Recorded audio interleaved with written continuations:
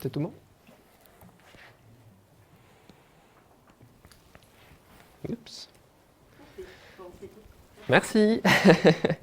Bonjour, je suis Jordan Caracotte, je viens du laboratoire MIS qui est rattaché à l'UPJV, donc je viens d'Amiens. Je ne suis pas venu tout seul, vous découvrirez d'autres collègues à moi cet après-midi pendant la session robotique. Aujourd'hui, je vais vous parler de reconstruction 3D à partir de caméras fisheye, qu'on a vu un petit peu ce matin pendant la première présentation. Ça m'arrange, ça a permis d'aborder un peu certaines notions. Et de stéréophotométrie. Donc ce que je vous présente aujourd'hui, ce sont les travaux que j'ai réalisés pendant la fin de ma thèse, que j'ai soutenue en juillet dernier. Donc la présentation que je vais vous faire aujourd'hui sera structurée en 4 parties. D'abord, je vais aborder les prérequis pour présenter à ceux qui ne connaissent pas comment ça fonctionne la stéréophotométrie. Ensuite, je vais vous parler de la stéréophotométrie avec la vision omnidirectionnelle, les petits changements qu'on a proposés. Enfin, le cœur du sujet, donc la reconstruction 3D par stéréophotométrie avec les caméras Twin Fisheye. Puis enfin, les travaux futurs qu'on espère mener. Est-ce que vous m'entendez bien au fond? Ok, parfait.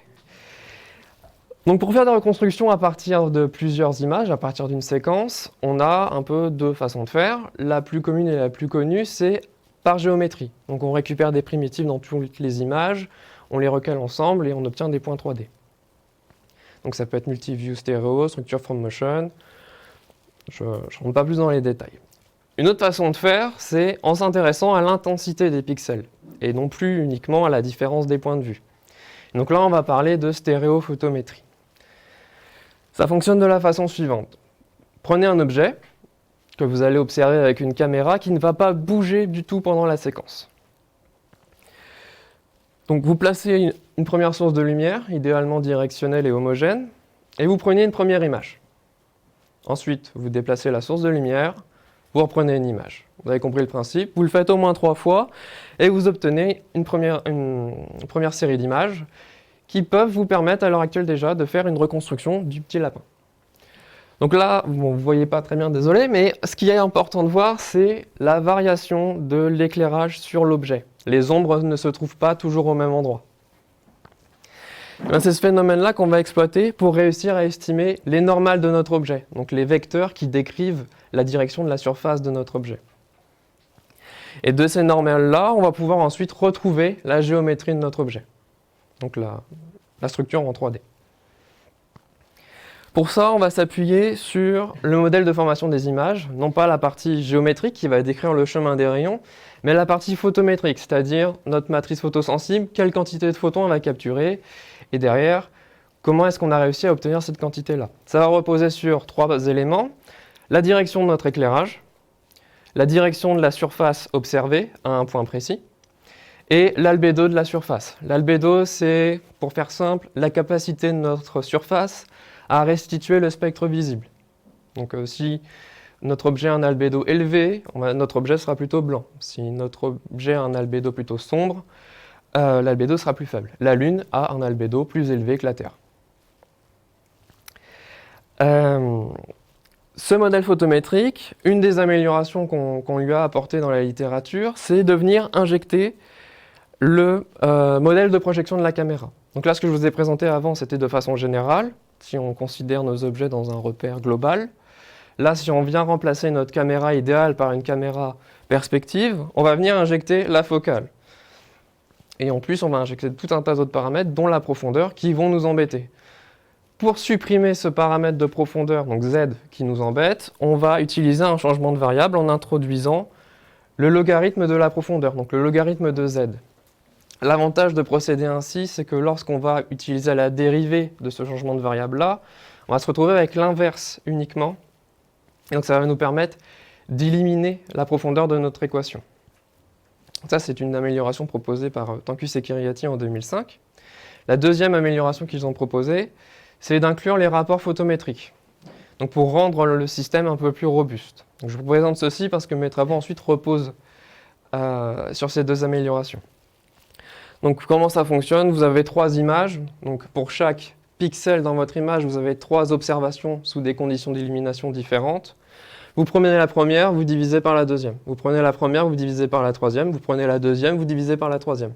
Et vous obtenez 3 rapports photométriques qui vous permettent de déduire non plus directement la direction de votre surface, mais les paramètres P et Q qui sont des gradients du logarithme de la profondeur. Je vous passe les détails pour la suite, mais on pourra en revenir avec les questions tout à l'heure. Ce qui m'amène aujourd'hui, c'est pour vous parler de reconstruction 3D par stéréophotométrie, c'est ce problème-ci. Alors, ça, on va passer. Imaginez un escalier en colimaçon, tel qu'on peut le trouver dans certaines cathédrales ou dans certains bâtiments relativement hauts. Si on souhaite en faire la reconstruction avec une caméra perspective classique, on va devoir multiplier énormément les points de vue. Du coup, on va plutôt chercher à s'intéresser à des caméras qui sont capables, en une seule image, de couvrir un très large champ de vue. Bon, le problème de ces caméras-là, comme on l'a vu ce matin, c'est que la résolution spatiale sur tout le capteur n'est pas uniforme. C'est-à-dire qu'au centre, vous aurez, comme on l'a entendu ce matin, des pixels plus petits, et sur les bords, un pixel couvrira une zone en réalité beaucoup plus grande. Mais c'est un défaut dont on peut tenir compte éventuellement pour la reconstruction.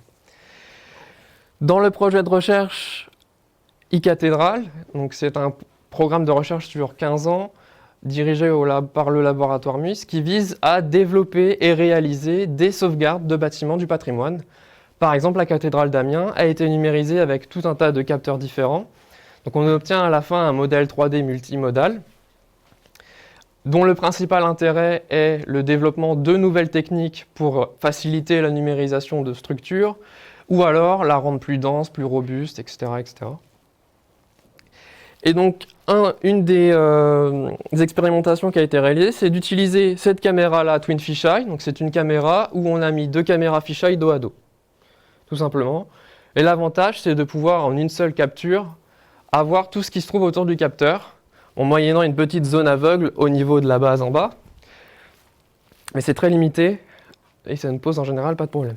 Donc, ce que vous observez là, c'est les fameux escaliers en colimaçon, qui a été reconstruit par photogrammétrie. Donc là, on a pris la caméra, on s'est promené tout en haut de l'escalier, en prenant des photos au fur et à mesure, et en plaçant des cibles aussi pour aider le recalage des images, parce que ce n'était pas évident avec les marches qui se ressemblent systématiquement. Et on peut voir ici l'ensemble des points de vue en fait, qui ont été reliés entre eux. Donc ça nous permet d'une première manière d'obtenir une reconstruction 3D. Mais moi, mon objectif, c'est d'obtenir le même type de reconstruction, donc reconstruire un bâtiment depuis son intérieur, mais non pas par géométrie, mais par photométrie. Et donc pour ça, il va déjà falloir dans un premier temps réussir à modéliser ce capteur-là. Donc on ne peut pas utiliser le modèle de projection perspective classique. Pour ça, on va utiliser un modèle unifié pour les caméras à projection centrale. Donc là, j'insiste, on considère que nos deux caméras fisheye respectent la condition de l'unicité du centre de projection, ce qui n'est pas le cas en réalité sur les bords, mais ça reste une hypothèse qu'on va préserver. Comment fonctionne ce modèle de projection-là? C'est celui qui a été proposé par Geyer et Danielidis. On a notre modèle de caméra avec notre plan image à la fin, donc c'est l'image que vous allez obtenir, une sphère unitaire équivalente et deux paramètres internes sur lesquels je ne vais pas insister. Première étape, on va projeter notre point sur la surface, sur notre sphère unitaire, en passant par le centre de projection de la caméra. On va se retrouver avec deux points de chaque côté de la sphère, et on va garder uniquement celui qui est le plus proche de la surface observée. Okay. Ensuite, deuxième étape de projection, on projette notre point sur le plan image, et on obtient notre pixel qu'on récupère directement dans notre image numérique. L'avantage de cette deuxième étape de projection, c'est qu'elle est réversible. Et c'est d'ailleurs tout l'intérêt d'utiliser ce modèle-là, c'est que quand on va capturer des images avec nos capteurs, on ne va pas utiliser nos images planes, mais on va toujours étalonner nos capteurs et retourner sur la sphère unitaire et du coup récupérer une image sphérique. Cette image sphérique, on va la décrire en utilisant un système de coordonnées différent, parce que si on reste dans un système de coordonnées cartésien, on se retrouve pour chaque point sur la sphère avec trois composantes. Pour simplifier les choses, on va utiliser un système de coordonnées sphériques qui va remplacer donc, les dimensions cartésiennes par deux angles. Donc, chaque point sur notre sphère va être décrit par deux angles. Et comme on l'a vu pour les travaux de Tancus et Kyriati, on va venir injecter dans notre équation de l'irradiance le modèle géométrique. Je n'insiste pas sur les détails, la seule chose qu'il faut retenir, c'est que Pour une intensité mesurée dans notre image, on est capable, pour chaque point sur la sphère, donc dans notre image sphérique, de lier les paramètres de notre caméra. Et donc de la même manière, on a imité la solution que Tankus et Kiriati ont proposée pour éliminer tous les paramètres liés au modèle de projection qui nous embêtent, en utilisant un changement de variable. Les deux matrices de rotation qu'on retrouve ici sont une astuce qui nous permet de passer du repère principal de la caméra au repère tangent pour chacun des points situés sur la sphère. Donc au niveau de la caméra fisheye, on se retrouve avec deux caméras qu'on va lier ensemble par une matrice de rotation uniquement. Donc on considère que même si les caméras sont dos à dos, elles partagent le même centre de projection. Ce n'est pas totalement vrai, mais c'est une hypothèse qui simplifie les choses. Et donc on va obtenir ce type d'image-là. Donc chaque image fisheye, en fait, est juxtaposée l'une à côté de l'autre. Et l'image que je vous présente ici, c'est une image qui m'a permis de réaliser l'étalonnage du capteur. Au niveau de la chaîne de traitement, on lui donne nos images dual fisheye en entrée. On va les traiter indépendamment l'une de l'autre, puisque chaque caméra a ses propres paramètres internes. On va réaliser la projection de perspective inverse, donc on passe du plan image à la sphère. Ensuite, je ne détaille pas, mais on va estimer les directions des éclairages dans la scène à ce niveau-là. Et on va estimer nos gradients de la distance radiale, donc les fameux P et Q de tout à l'heure dont je vous ai parlé rapidement. Ensuite, on va fusionner toutes ces informations-là pour obtenir une seule et même caméra globale. Et après l'intégration, on va pouvoir retrouver en fait la géométrie de notre surface. Donc pour vérifier que la méthode fonctionne, on a utilisé un objet simple. Donc c'est une icosphère qui a été construite dans Blender. Et ensuite, après extraction de la vérité terrain, on a simulé des images en plaçant une lumière dans une direction puis dans une autre. Ça nous a permis d'estimer les normales, donc qui sont très colorés parce qu'on se retrouve avec des vecteurs normaux dans toutes les directions. Et on a vu que ça fonctionnait très bien. On a complexifié les choses en utilisant cette fois une scène un peu plus complexe. Alors pourquoi ça tourne pas? Bon, c'est pas grave, ça tourne pas. Donc là, c'est une petite pièce où vous avez une porte, un canapé, un meuble. Et l'objectif, c'est de venir introduire des discontinuités de profondeur pour voir un peu la robustesse de la méthode. De la même manière, on peut estimer les normales et obtenir la reconstruction de la pièce et observer. Donc ça fonctionne bien en simulation.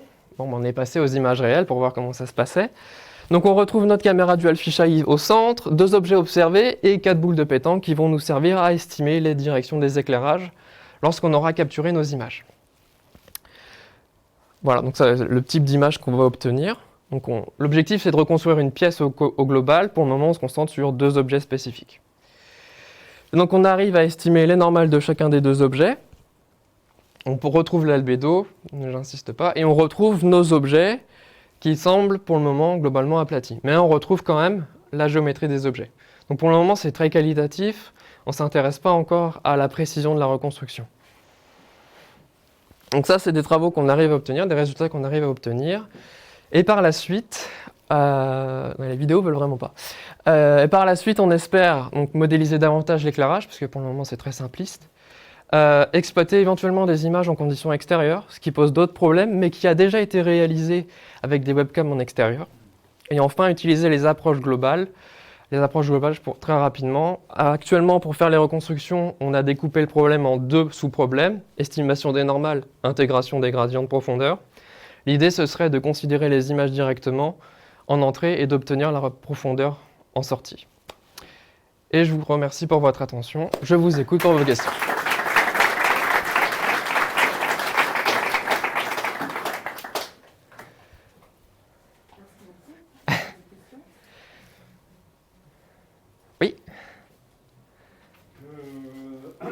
Merci pour l'exposé, c'est intéressant.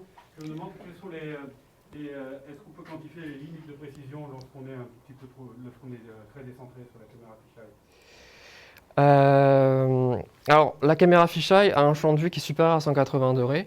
Celle qu'on a utilisée, c'est 185 degrés. Et on ne l'a pas quantifié, mais on a éliminé le problème en fait en tronquant au-delà de 180.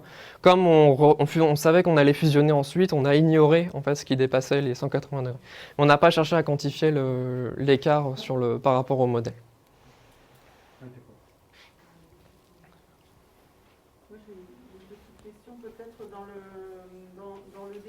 Oui. il y a, pas sur le modèle fisheye, mais donc, il y a une amélioration qui a été proposée en 2005 Oui. que nous avons pris, qui permet d'avoir la profondeur et pas les normales directement. Mm. Et ça, c'est généralisable aux caméras fisheye ou pas? C'est dans ce que tu nous as dit en perspective de pouvoir... Alors, le problème, c'est que si on l'utilise tel quel, on considère que la caméra fisheye est une caméra perspective. Donc il faut compenser les distorsions avant. D'accord. Ah oui, une vague. Ah oui, pardon. Oui, c'est pour ça.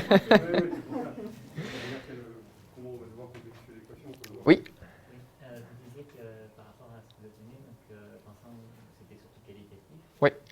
Et du coup, vous avez des pistes pour savoir comment améliorer la qualité de la précision de la reconstruction. Alors au niveau des résultats, on a déjà des métriques pour les deux étapes. Pour la première étape, pour l'estimation des normales, on peut calculer en fait à partir de la vérité terrain l'angle entre le vecteur estimé et le vecteur réel. Donc ça nous donne déjà un premier indicateur. Et sinon pour la reconstruction finale, on a un premier problème, c'est le recalage entre la 3D estimée et la 3D réelle. Parce que la reconstruction qu'on obtient est à un facteur d'échelle près. Donc on a une première étape de recalage qui peut venir en plus introduire de l'erreur, mais après sinon on mesure des distances. C'est uniquement un facteur d'échelle qu'on va avoir sur l'ambiguïté? Actuellement on a un facteur d'échelle, oui. Oui. C'est-à-dire que ça se comporte comme une caméra perspective? Oui, c'est ça. En fait, comme on retrouve un seul centre de projection et qu'on a réussi à s'y tenir, on n'a qu'un facteur d'échelle à la fin. Mais ça pourrait être un facteur d'échelle plus compliqué, même avec un seul. On déforme l'image. Alors, il y a le facteur d'échelle d'une part, il y a l'aplatissement de la surface comme on l'a vu à la fin avec les images réelles, et il y a aussi toutes les données aberrantes qu'on peut obtenir au niveau des discontinuités de profondeur. Parce que là, j'ai mis ça sous le tapis, mais au niveau des discontinuités de profondeur, en fait, à la phase d'intégration, on se retrouve avec des grands pics au niveau de la géométrie. Et ça, c'est des choses en général qu'on essaye d'éliminer par filtrage. Ok. Peut-être le temps que Rémi s'installe, s'il y a une autre question, n'hésitez pas. Et sinon, je vous propose de remercier Jourdan.